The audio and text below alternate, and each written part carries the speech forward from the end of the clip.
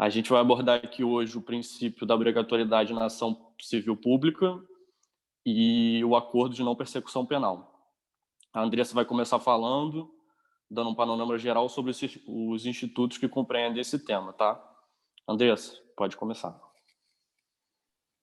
Obrigada. Então, gente, como o Indrito falou, a gente vai começar com essas conceituações iniciais desses institutos basilares do nosso tema, para que vocês compreendam melhor a problemática a seguir. Então, inicialmente, o que é a ação penal pública? A ação penal pública é aquela que tem como legitimado ativo o Ministério Público pela sua proposição. Então, após a fase do inquérito, presente a autoria e materialidade e as condições da ação, o Ministério Público ele deve propor essa ação penal pública para seguir o curso da ação. Então, essa legitimidade do Ministério Público ela está prevista no artigo 129.1 da Constituição Federal, que afirma que é uma função privativa do Ministério Público a promoção da ação penal pública. Essa ação penal ela pode ser condicionada ou incondicionada. No caso da ação penal pública condicionada, ela depende de uma requisição do ministro da Justiça ou de uma manifestação prévia do ofendido. E na ação pública incondicionada, ela não tem essas necessidades prévias. O Ministério Público é quem vai propor a ação após a fase do inquérito. Na ação penal pública incondicionada, o Ministério Público ele é obrigado a propor a ação penal após o inquérito e após presentes essas condições da ação. Essa obrigatoriedade, ela vem por esse princípio da obrigatoriedade, que vai ser o cerne da nossa discussão, junto com o acordo de não persecução penal. Esse princípio ele não tem uma previsão expressa no ordenamento jurídico. Então, ele é um princípio implícito que ele é reconhecido pela doutrina majoritária. O professor Daniel Heisman, ele cita o seguinte, só para a gente fechar esse conceito. A ação penal de iniciativa pública é, por regra, obrigatória, ou seja, o Ministério Público é obrigado a promover a ação penal toda vez que se encontre na presença de um crime e a lei penal não estabeleça condições à representação ou requisição do ministro da Justiça, no caso, a ação penal pública condicionada, ou reservas para o seu exercício, que é em favor do ofendido nos casos da ação penal privada. Então, nesse caso, opera o princípio da obrigatoriedade, que é reconhecido pela doutrina majoritária. Ocorre que, mesmo com esse princípio, a gente tem alguns institutos que atenuam essa imposição. Então, pela Lei 9.099 de 95, que é a Lei dos Juizados Especiais, nós temos a transação penal e a suspensão condicional do processo, que são possibilidades de acordo, no primeiro caso, de um cumprimento prévio da pena, através de medidas restritivas ou pagamento de multa, e no segundo caso, a suspensão condicional, de suspensão do processo por 2 a 4 anos em crimes com pena mínima inferior a 1 ano. E nessa toada, a gente foi introduzido no nosso ordenamento o acordo de não persecução penal. Esse acordo ele foi inicialmente introduzido pela Resolução 181 de 2017, que já permitia ao Ministério Público a aplicação desse acordo, a negociação com a parte, mas que era muito debatido por não ser uma lei federal, que é o que teria competência para legislar em matéria penal. Então, posteriormente, foi editada e sancionada a Lei 3.964 de 2019, também conhecida como pacote anticrime, que introduziu no Código de Processo Penal, no artigo 28A, o acordo de não persecução penal. Então, nesse artigo 28A, ele traz os requisitos para esse acordo, quais são as possibilidades de negociação das partes e quais são como funciona no geral esse acordo. Inicialmente, para que tenha essa proposição do acordo, o crime tem que ter pena mínima inferior a 4 anos, não pode ser igual, porque o texto diz expressamente que a pena mínima é inferior a 4 anos, não inferior ou igual. Também não pode ser cometido com violência ou grave ameaça, e tem que ter a confissão do agente, que é um requisito que é mais debatido na doutrina. E esse acordo, ele cumprido, passado o acordo e com o cumprimento do acordo, ele suspende a punibilidade do agente. Esse acordo ele é formulado entre o Ministério Público e o agente e ele é proposto ao juiz para homologação. O juiz pode homologar o acordo e determinar o seu cumprimento, ou ele pode devolver esse acordo ao Ministério Público para que ele ajuste as condições a fim de que o proposto seja suficiente para prevenir e repreender aquele crime. Se não for suficiente, volta ao Ministério Público para ajustar. Se o Ministério Público não ajusta, retorna para a finalização do inquérito e para a posição da ação penal. Então, a gente vê que esse acordo, ele limita um pouco essa obrigatoriedade da proposição da ação penal pública, já que o Ministério Público deve propor à parte e pode convencionar esses termos com aplicação de medidas restritivas de liberdade, com aplicação de outras penas alternativas, restritivas de direitos, desculpa, não de liberdade, para cumprir aquela pena ou resolver aquele crime de uma forma que não precise passar por todo o termo de situação penal. Então, o nosso debate agora vai entrar juntando todos esses conceitos para a gente entender se nessa ação penal, com a preposição do acordo de não persecução penal, há uma mitigação, uma atenuação desse princípio e como que isso tudo se relaciona. Então, agora, o Ileito vai falar um pouquinho melhor para vocês sobre isso e eu passo a palavra de volta para ele. Obrigado, Andressa. Já ia falar Natália de novo. Andressa, pela exposição inicial. Vou falar, então, aqui um pouco sobre a não mitigação desse princípio, para a gente falar uma posição assim, menos crítica sobre esse tema. Depois a Natália e o Nicolas vão trazer a mitigação desse princípio, mas aqui eu quero tratar primeiro da não mitigação. Eu quero começar falando que a discussão sobre a mitigação não é nova, porque a negociação penal, que é algo que o Felipe e o João Gabriel vão falar melhor lá na frente, já era discutida pela transação penal e pelo SURSES, que são outros institutos da negociação penal. Então eu quero começar aqui com o entendimento anterior ao Instituto do Acordo da Não Persecução Penal, que é novo, né? E esse entendimento anterior que a gente vai trazer também é do professor Daniel Reisman, da casa, que em sua doutrina no Manual de Direito Penal, ele menciona que não haveria uma mitigação do princípio da obrigatoriedade quando da ocorrência da transação penal. Então eu estou trazendo aqui um posicionamento dele sobre a transação penal para a gente depois trazer esse entendimento para a contemporaneidade, né? Que a gente já tem outro instituto, que é o Acordo de Não Persecução Penal. Ele diz que, estabelecendo um rol taxativo, sem faculdade ao Ministério Público de opções pela decisão entre poder ou não estabelecer a transação penal, o princípio da obrigatoriedade não é mitigado. Então, eu acho que fica claro aqui que a conceituação dele do princípio da obrigatoriedade está muito ligada ao princípio da legalidade. Ou seja, se há uma exceção obrigatória para você estabelecer o acordo não, né, que aqui ele está tratando da transação. Se tem uma exceção obrigatória para você estabelecer a transação penal, ainda assim está sendo resguardado o princípio da obrigatoriedade. E ele ilustra esse posicionamento dele com alguns julgados do STF. Vou trazer em síntese assim, o que seriam esses julgados. Esses julgados foram casos em que estavam presentes os requisitos para você fazer a transação penal. O Ministério Público decidiu por não fazer a transação e o STF reverteu essa decisão no Ministério Público, dizendo que, justamente pelo princípio da obrigatoriedade, você tem que estabelecer a transação penal. E, então, acho que ficou claro aí esse entendimento. E, para a contemporaneidade, como não tem uma doutrina consolidada sobre isso, a gente pesquisou muito em artigos do Conjuro e do Jota, e quando se trata dessa não mitigação, a mesma lógica é atribuída ao acordo de não persecução penal.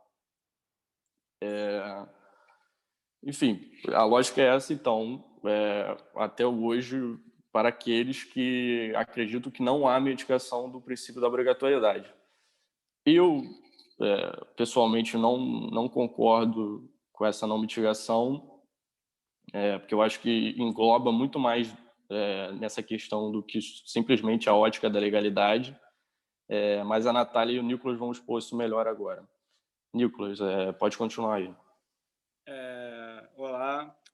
Então, antes da entrada em vigor no ordenamento jurídico brasileiro do Instituto da Transação Penal e do Acordo de Não Persecução Penal, era meio que uníssono na doutrina que o princípio da obrigatoriedade vigorava e quase que de forma plena, né? No entanto, eu concordo com esse posicionamento, porque eu acho que era adequado ao momento processual que o Brasil vivia, só que, inclusive, eu acho que a tese mais bem embasada para defender esse posicionamento era de que a Constituição deu ao Poder Legislativo a tarefa de definir quais seriam os crimes, os fatos que deveriam ser punidos como crime e que, portanto, ensejariam a propositura de uma ação penal. E o legislador, quando definiu de que forma isso seria aplicado, ele não abriu nenhuma margem de discricionariedade até aquele momento. Só que, quando a gente olha para a realidade, a gente vê que nem todos os crimes são passíveis de serem punidos, de ensejarem a propositura de uma ação penal. Por exemplo, um furto de um objeto, de um item no supermercado, não vai ensejar necessariamente o início de uma investigação policial, que vai culminar com uma ação penal. E o MP, por exemplo, na sua prática, nem sempre propõe ações penais, mesmo quando há a obrigatoriedade. A gente vê, por exemplo, em alguns casos de apropriação indébita, se houver autocomposição entre as partes, muitas vezes o MP deixa de propor ação em que pese não tenha discricionariedade para tal, porque o membro do Ministério Público faz o seu juízo de valor e conclui que não há necessidade.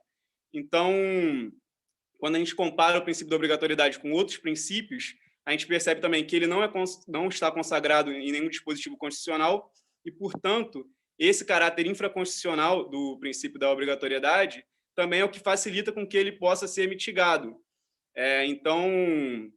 Mas também se confunde muito. Na verdade, eles se interligam bastante, o princípio da obrigatoriedade e o princípio da legalidade. Então, a gente, como disse o Hirohito, não há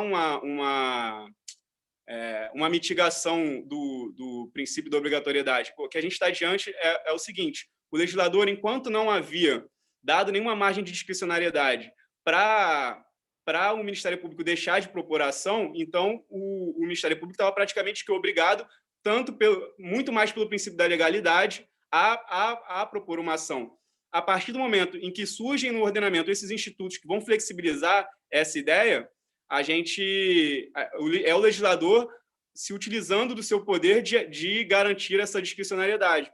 Então, eu acho que ainda não houve uma mitigação do princípio da obrigatoriedade. Eu acho que a regra ainda é o princípio da obrigatoriedade ser aplicado, só que nos casos em que o legislador abriu essa discricionariedade ao Ministério Público, ele não vai se aplicar, mas acho que ele ainda continua sendo a regra. Só isso. Aí agora eu vou falar um pouco, ainda continuando nessa questão da mitigação do princípio da não obrigatoriedade. Existe também, como o Hirohito já falou, a gente pesquisou bastante em artigos, porque não é uníssono na doutrina e muita gente não levanta esse questionamento, muitos doutrinadores, e existe uma parcela de juristas que eles vão entender que não só há uma mitigação desse princípio, como também há substituições de princípios, muito dentro disso que o Nicolas falou, de ser uma questão que está aí na doutrina ainda, que como foi inserido um novo instituto no nosso ordenamento, essas coisas aí vão ter que ser flexibilizadas, vão ter que ser entendidas de outras maneiras, e aí uma parcela desses juristas vai levantar a tese de que há uma substituição do princípio da obrigatoriedade pelo princípio da oportunidade, que na verdade é um princípio afeto às ações penais privadas. E nesse princípio, a vítima ou o ofendido, ele, como titular da ação penal privada, ele pode decidir de fato, é uma subjetividade dele, é uma faculdade do indivíduo, propor ou não ação não, mas denunciar ou ir na delegacia de polícia para iniciar um processo, e esse princípio da oportunidade vai se transportar para a ação penal pública, porque, como a gente está falando do acordo de não persecução, já que o Ministério Público ele pode não oferecer a denúncia, então a gente estaria diante desse princípio da oportunidade. Então, seria essa substituição de princípios e essa, na verdade, união entre esses dois princípios, que, na verdade, são até um pouco contraditórios, que seria obrigatoriedade e oportunidade.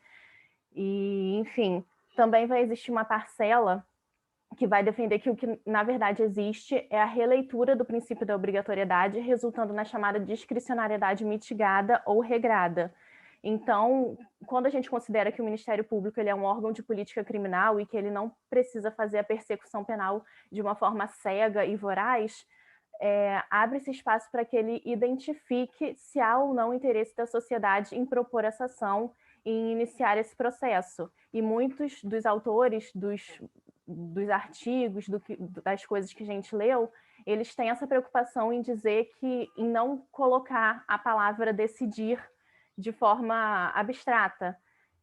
Eles têm cuidado de escrever ou identificar ou discernir, porque é uma questão, não é uma subjetividade do Ministério Público, é uma questão dele, do promotor, ele decidir se há ali ou não, naquele caso concreto, uma necessidade de propor a ação. E se não houver, como a gente já disse que ele é um órgão de política criminal também, ele pode simplesmente fazer um acordo. E aí a gente também pode falar um pouco da legitimidade ordinária e extraordinária do Ministério Público, porque aqueles que vão entender que o Ministério Público ele é legitimado ordinário, vão entender também que ele está pleiteando direito próprio em nome próprio. Então, já que é direito próprio em nome próprio, ele pode dispor.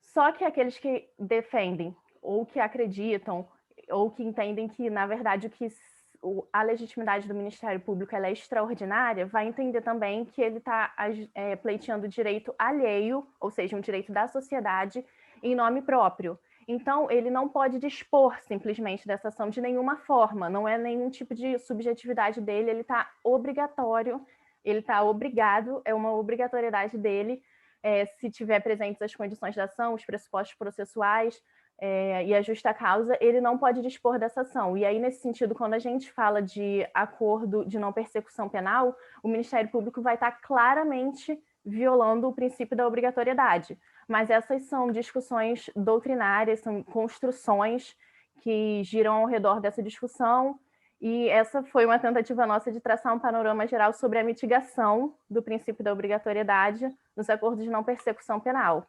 E aí agora eu vou passar a palavra para o João Gabriel e para o Felipe, para eles darem continuidade.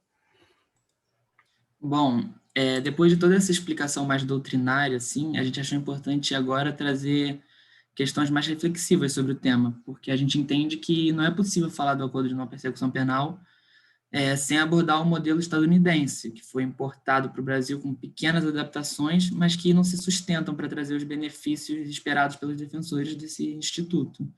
Ou seja, para que o acordo de não persecução penal fosse benéfico, como argumentam seus defensores, ele não poderia ser aplicado em nosso país da forma que é proposta atualmente. Claro que por ser um assunto muito recente, ainda não tem uma doutrina aprofundada sobre isso, mas mesmo assim a gente achou importante trazer o tema até para levantar alguns questionamentos. Então, vamos lá. Primeiramente, a gente tem que apontar que nos Estados Unidos, segundo informações do ex-juiz do Tribunal de Recurso de Massachusetts, Philip Raposa, 94% dos processos criminais que tramitam na justiça estadual são resolvidos pelo plea bargain, que é o modelo americano. E na justiça federal, os números são ainda maiores, são de 97%.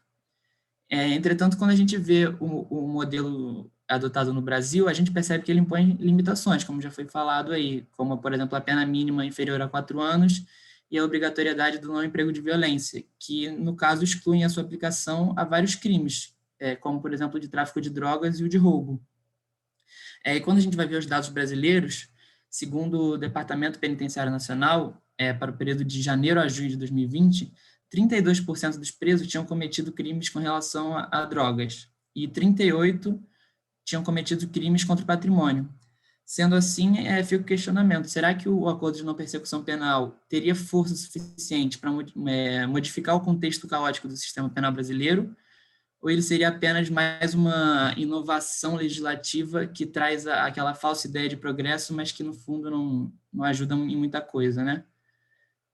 Aí mais um ponto, cabe a gente salientar que a plea bargain e o acordo de não persecução penal são modelos que eles prevêem a pena privativa de liberdade, mas sem um devido processo penal, ou seja, sem o direito ao contraditório e à produção de provas.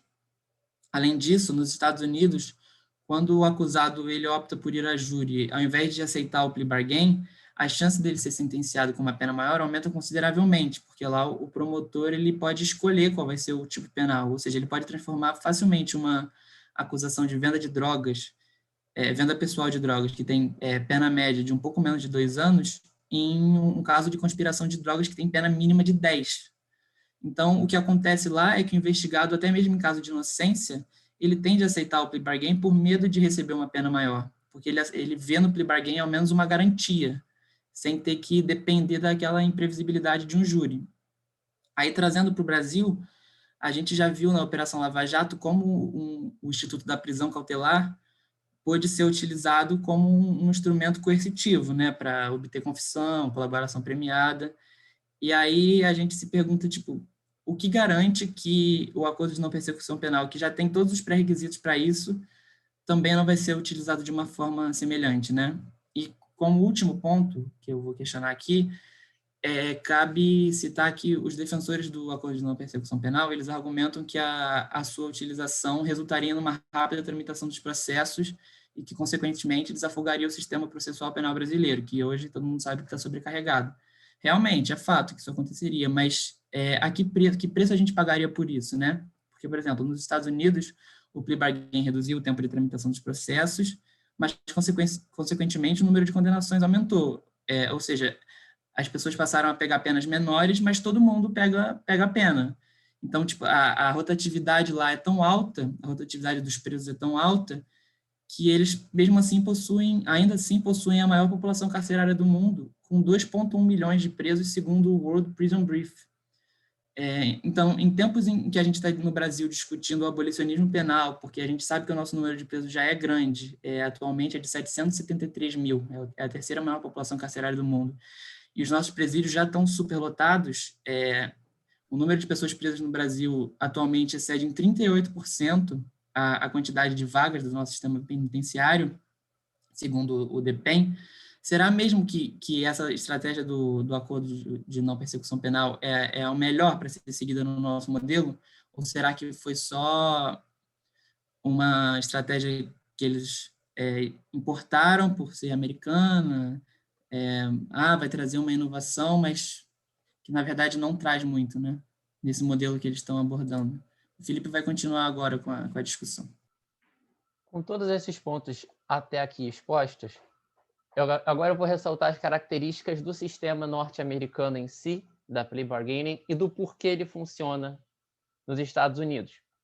Diante dos pontos que nós já apresentamos de obrigatoriedade da apresentação da acusação, a discricionariedade do órgão acusador e da legitimidade do órgão acusador, vale ressaltar que nos Estados Unidos a promotoria não tem nenhuma obrigatoriedade de entrar com nenhuma ação penal contra ninguém. Portanto, tem total discricionariedade para decidir o que vai acusar e o que não vai acusar, justamente derivando de sua legitimidade, pois os promotores eles são eleitos nas suas comunidades. Então, dentro disso, dá para entender um sistema em que, quando você cruza com a ideia de plea bargaining, você tem um sistema que ele é muito focado na liberdade do órgão acusador, o que se comunica muito com a característica acusatória do sistema de justiça norte-americano. Assim, o sistema de justiça norte-americano, com sua estrutura acusatória, dá total liberdade para o órgão acusador e o juiz não interfere e não tem nenhum tipo de contato com as provas até a fase judicial. O que significa que, antes de você levar a julgamento, como o investigado vai ter o conhecimento de que ele está sendo investigado, aquele acordo pode ser feito até mesmo antes que você leve efetivamente ao judiciário a causa. Daí levanta as características da plea bargaining. Tem diversos tipos, no entanto, o principal desse instituto norte-americano da plea bargaining é que o acusado, ele, na primeira audiência, num processo sumaríssimo, apenas como juiz, sem presença de júri, ao ser perguntado como ele se defende nesse caso, ele vai dizer que é automaticamente culpado. E assim, a ele admitir a culpa, no sistema da common law norte-americano, quando um acusado ele declara sua culpa numa questão criminal, ele automaticamente passa para a sentença. Você não tem a formação do júri. Então, você está simplesmente abrindo mão do seu direito de defesa para direto passar para uma sentença para te condenar e cumprir um tempo de pena. Essa é a característica principal. O que se questiona dentro desse esquema da plea bargaining? Se o que justamente o João Gabriel ressaltou, o medo do tribunal do júri, que muitas vezes pode ser severo. Tanto que quando uma plea bargaining é realizada, o juiz pode opinar em relação à plea bargaining, em relação ao acordo que foi feito e pode aceitar ou não. E se ele for aceito, a corte deve cumprir aquele acordo. Tanto que a Suprema Corte norte-americana definiu requisitos para que ele seja. Diferentemente do Brasil, que tem requisitos específicos, nos Estados Unidos não tem um requisito específico nem situação para que você possa fazer, o que significa que em qualquer situação você pode realizá-la, desde que o acusado esteja plenamente consciente das consequências do acordo, que a declaração dele seja de livre e espontânea vontade, sem ser induzida por ameaças, falsas promessas, que o acordo não possa ser posteriormente desfeito e que a declaração de culpa seja voluntária e orientada por advogado. Uma vez que o acusado o faça, via de regra, ele perde o direito dele de recorrer àquela decisão, uma vez que o acordo vale como sentença em si, ou seja, você não teve um processo que você possa recorrer. Uma vez fazendo aquele acordo, acabou ali a fase, o que dá uma celeridade ao processo. É assim que funciona, e esse é o sistema que nós estamos tentando importar a brasileira para cá para tentar resolver um problema. Mas será que ele efetivamente vai conseguir resolver um problema? Um sistema que, apesar de acusatório, tem uma característica tão forte de preponderância do órgão de acusação, o que acaba lembrando um tanto quanto tribunal inquisitório, diga-se de passagem. Obrigado, Felipe, aí pela exposição, obrigado a todos. Quero agradecer ao professor Oséias pela oportunidade, foi uma experiência bem diferente do que a gente está acostumado presencialmente, mas acho que foi muito bom até para conhecer os outros integrantes, foi bem legal. Obrigado aí, gente, para todos que têm assistido e tchau, tchau.